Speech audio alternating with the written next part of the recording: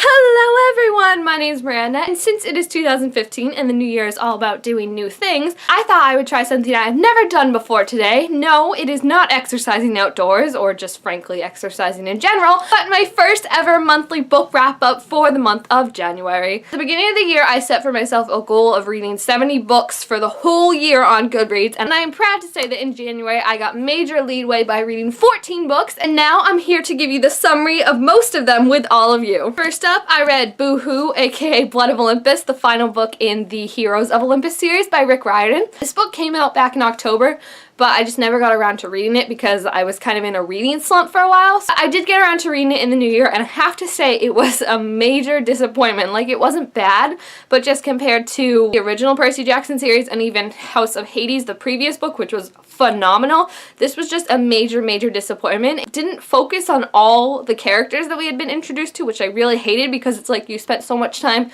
building up books with these characters and making me invest in their stories to not even put their point of views or even just really put them in a main spotlight in the last book, in the last battle. That felt really weird to me, and one of those characters was Percy Jackson, and I was like, the whole reason we read these series pretty much is for Percy Jackson. Like, yeah, we like the other characters, but Percy Jackson is the man, so not having his point of view and having him kind of on the back burner the whole time was really disappointing. I really did like the scenes of Raina, Nico, and Will. I really want them to get their own spin-off now, so I would have to give this book 3.5 out of 5 stars.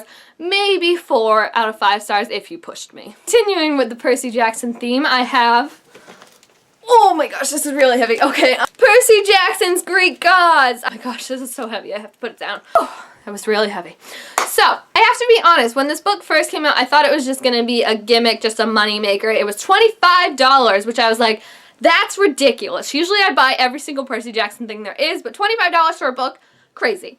So, I got it from the library instead, and it is still just as heavy as it was in the store, meanwhile. I was so pleasantly surprised to find out that it really wasn't just a gimmick, it actually had good storytelling, and it was really nice, especially after we were missing it from Blood of Olympus, to have Percy's point of view and his sarcasm and his wit and all that, and I really missed it, and it was great to get back into the whole Percy Jackson land and learn a little more about all these Greek gods that we've gotten to know and all the stories behind them, because there are some really freaky stories in Greek gods, like, you don't even know. But if you're thinking about reading this, I would really recommend it because it is really great and it really gets you back into Percy's point of view, which I missed in Blood of Olympus. So yeah, 5 stars for that one. Next up, I read My True Love Gave to Me, which is a compilation of 12 different holiday-themed stories edited by Stephanie Perkins. And the thing about books like this, where it's different stories all in one book, there's a good thing and a bad thing. Because the good thing is that you don't have to stay up till 4:30 in the morning because you're just like, oh, I can finish this one story and go to bed. So you get some sleep. The bad thing is that when you do find a story that you really like, it ends after like 20 pages when you really want it to be like a 354-page book. And while I didn't enjoy all the stories in the book, some of them I skipped because they were just not doing it for me. The ones that I really did like, Stephanie Perkins, Gail Foreman's, I was absolutely obsessed with them. Overall, I think it was a good reading experience. I would give it 4 out of 5 stars because there were some stories that I didn't like, but the stories I did like made it so worth it. Then read One Week Girlfriend by Monica Murphy, which I literally flew through in a day. It just went by so fast. It's a new adult book about this guy who pays this girl $3,000 to pretend to be his girlfriend for 1 week, and I mean, it's typical new adult fluff and love and all that,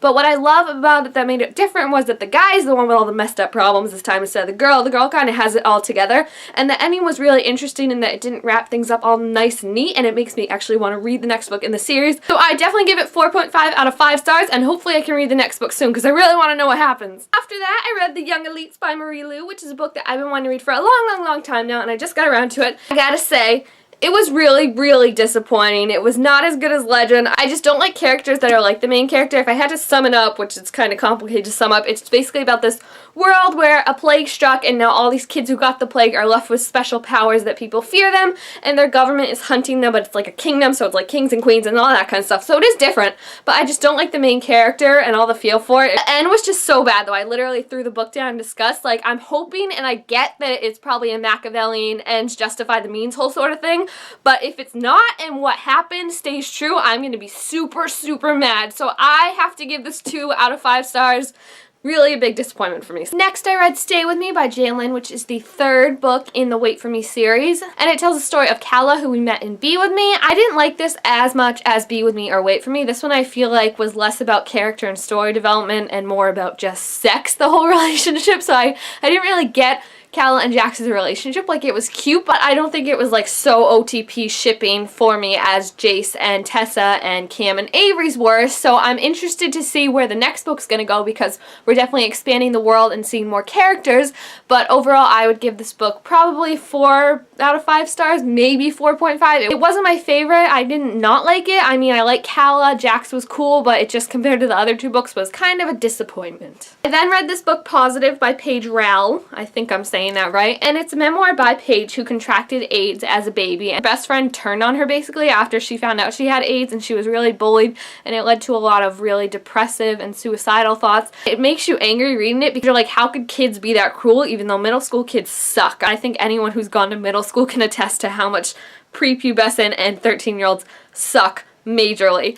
But I mean, just seeing this girl go through all this stuff and coming out on top and seeing how happy she is after, it was definitely really uplifting, and it's a really good story. And I don't even know Paige, but like, I'm really proud of her. I'm glad that she didn't let these people win in the end. I just really, really enjoyed the story. It was really uplifting, really positive, as the title says. I would definitely give it 5 out of 5 stars. It's just so inspiring, so uplifting, and they definitely need to make it a movie like ASAP. Thank you. This month I also started a series, well, at least the books in the series that are out yet, and that is the Waterfire Saga by Jennifer Donnelly. These books, I mean, I was initially interested in them because of their gorgeous covers. I mean, look, they're so beautiful. But it's also a really different book from most YA books, because it's fantasy kind of mermaids, and I don't usually read mermaid books because they're really confusing, and these books are really confusing too. I mean, when you first open it, there's a map on each book, so you know when you see a map in a book that things are about to get hella confusing. But I just really like the world building. I like the characters, and the best thing that I can say about this book is it has such strong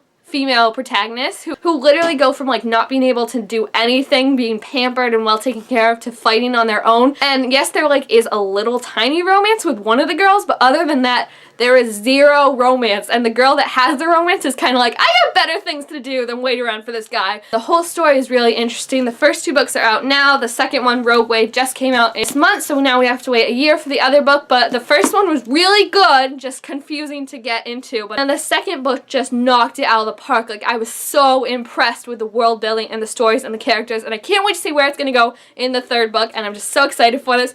Definitely give it 4 out of 5 stars for Deep Blue and 5 out of 5 stars for Rogue Wave. So impressed with this series. Then lastly, I read Eye Candy by R.L. Stine, which is the book that the show currently on MTV, Eye Candy, is based on. I have to say, it was really, really good. I was very impressed. I've never read an R.L. Stine book before because I'm such a scaredy pants that everything literally scares me. So I was not one of these like 7-year-old kids running around with goosebump books, because they would just keep me up at night and it would not be good. So if you do watch the show, the book is pretty much a lot different from the TV show. I mean, the character names are all the same, but just the general ideas behind it are different, and I know people really ship Tommy and Lindy.